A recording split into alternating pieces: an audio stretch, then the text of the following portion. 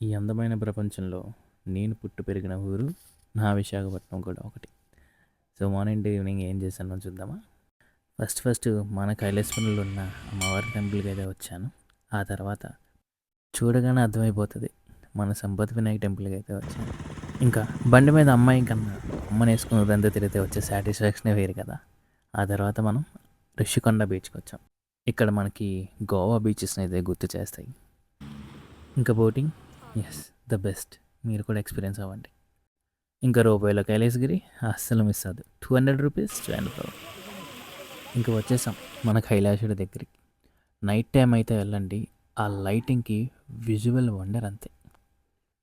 ఇంకా night life RK బీచ్లో చాలా చాలా బాగుంటుంది. ఇంకా మన మురి మిక్చర్ బండిని ఎలా మర్చిపోతాం.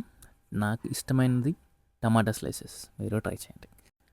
ఇంకా ఫ్యామిలీస్ అంతా డిన్నర్ అయ్యాక లేట్ నైట్ వచ్చి ఇక్కడే రిలాక్స్ అయిపోతారు. ఎనీ సెలబ్రేషన్స్, బర్త్డే సెలబ్రేషన్స్ అయినా జరిగేది ఇక్కడే. ఇంతే అండి నా వైజాగ్ కదా.